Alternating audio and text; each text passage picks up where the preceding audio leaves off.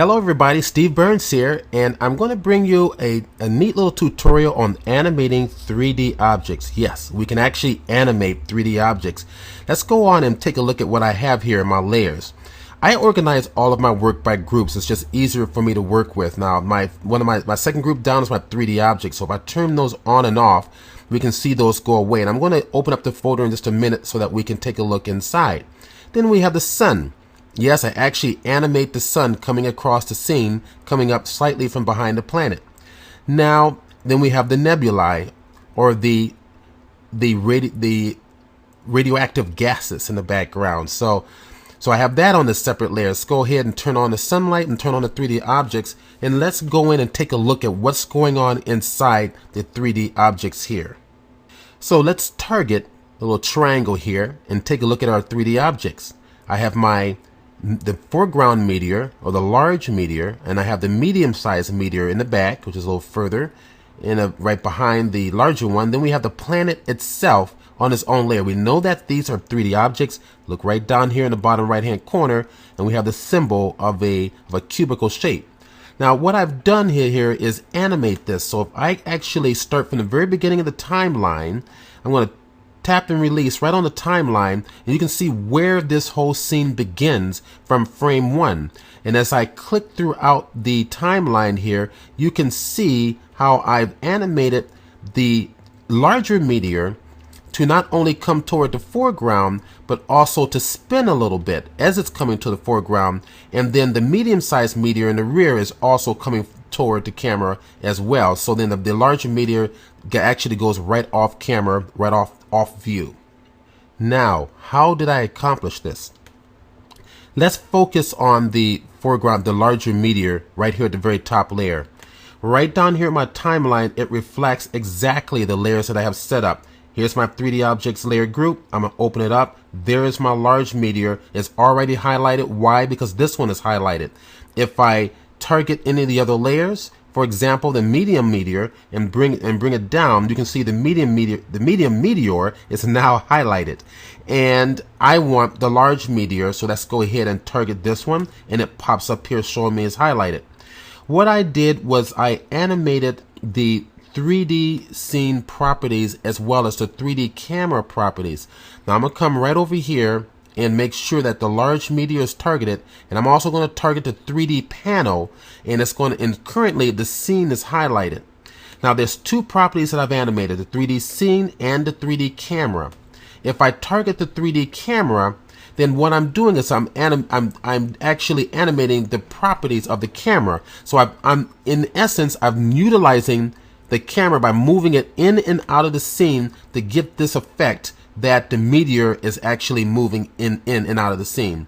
So what I've done is, with the camera targeted, I'm gonna go right to frame 1, and with this highlighted, I tapped on this timeline here. See that little hourglass symbol? That will allow you to access your keyframe properties. Then you simply tap on this little yellow highlight. It places a keyframe here. Once it's placed, I went all the way to the very end of the timeline, placed a little, my actual marker here at the very end, and again hit the camera position, that little yellow dot, which is going to access or allow me to place brand new properties right at this particular time position.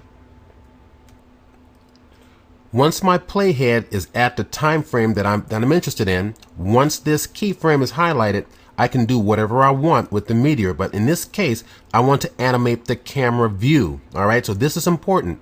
Make sure the camera view is targeted. Once the camera view is targeted, make sure also we're going to be animating the camera position. So target the camera position. So with the camera position targeted, with that keyframe also targeted, I accidentally moved it over to the right a little bit. I'm going to move it right on back. And now I can go in here and play with the camera properties. So what I'm going to do is I'm going to reposition my meteor. I'm going to utilize my 3D slide tool and reposition my meteor however I choose. So if I bring it forward, take my pan tool and bring it downward. All right. And now I can start to play around with this a little bit. Okay, so now we get the meteor moving to a different position than where I had actually originally selected it. It's actually as simple as that. Let's modify the position here real quick. We're going to make sure that the camera view is targeted. Why? Because we want to animate the properties of the camera view. I'm also going to make sure the camera position is highlighted here, right down here on the timeline properties. Once those two are highlighted, I'm going to choose to animate the endpoint of this meteor. So once again, we're making sure that the large meteor is targeted, and we're also making sure that the camera view and the camera properties position is also targeted. Once all that's all set and good to go, what we're going to do is we're going to actually move the meteor where we want. We're going to put it into a new position. Currently it's going off the scene, but maybe I want to bring it back and have it end somewhere right there. And I'm going to target the pan tool. I can animate all the tools at one time and have it end right about there. Okay, so with that keyframe targeted, it replaces what used to be there in that keyframe with the new position. So now if I go backwards on the timeline, you can see it animating back to the original position that we had from frame 1. It's basically that simple. Look at the planet itself. Let's go ahead and turn off the layers view for the large meteor. And let's also target the planet itself. Okay, and take a look at what I've done there. So I'm going to cascade up the properties for the large meteor. I'm going to target the planet. Let's go ahead and scroll the timeline down here and take a look at what I've done with the planet. The 3D camera position, the exact same thing. And what did I do? I only animated the rotational aspects of it.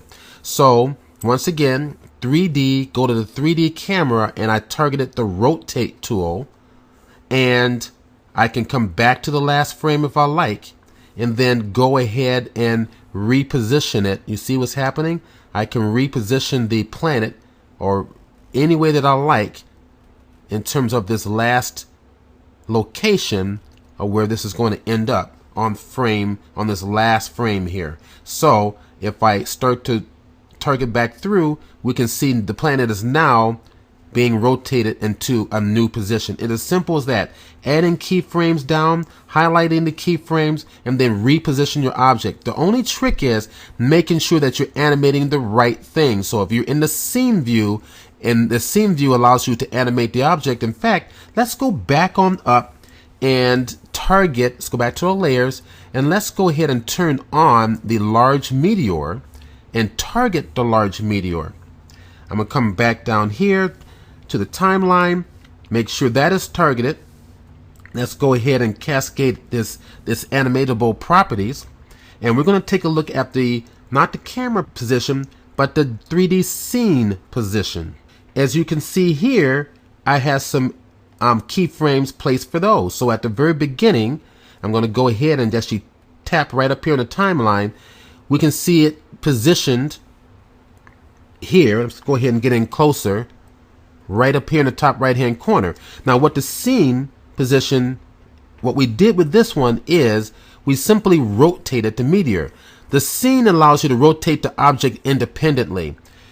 Before, we were animating the camera position to give it the feeling or the look as if the meteor is coming out into the scene. But in addition, I wanted to animate the actual meteor rotating on its own axis. So by doing that, again, I'm going to go right up here to the 3D panel and make sure that this scene is targeted. So in order for these properties to be animated, the scenes has to be targeted here in the 3D panel. In addition, the keyframe timeline needs to also be targeted. So once it's done, I have my 3D widget to show up, or I can actually just target the rotate tool and begin to rotate this meteor however I want at the time frame that I want. Okay, so this is easy as that. So, and then we go back through and it will animate those rotational properties based on what we have now given it on the timeline. After you set up all of your properties accordingly, we can render this.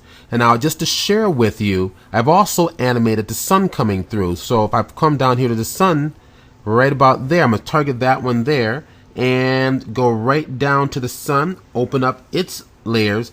And what I've done is I've animated the sun's position, so it's actually coming up, but I've also animated its opacity, so it's going to fade in as well as come up over the horizon like so. Finally, what I did was I rendered it out. Right down here in the bottom left hand corner, you have the little curved arrow. You can target this. We can render this out. Call it what you want. Select the folder that you want to place it in. Select the format. I have the H.264 standard QuickTime format, high quality. And I can decide what frames to render. I chose to record or to render all frames. And you can choose the quality you want. Now, I chose interactive for this purpose because I wanted to render very quickly. But if you choose to ray trace draft, it's going to actually render every single frame, which is going to take much longer. So you play with these, choose what you want. I'll show you what I've actually rendered out in ray trace draft. And let's go ahead and bring over, there we are. And let's go ahead and play this very quickly. So this is a ray trace draft. Nothing's been rendered completely, but it gives you an idea that you have the option to actually render out in draft mode or your full quality render, draft or final. All right, so I hope this has been very helpful for you. And if you want to learn more about who I am and what I do, go over to my website at chromeillusion.com. Check out my gallery, particularly check out my tutorials, free tutorials. Even the tutorials that I have on Layers magazines are listed right up here. Layers magazines on 3D and the Layers magazines on photographic compositing or artwork. All right, I hope you enjoyed this. I'm Stephen Burns. I look forward to seeing you next time.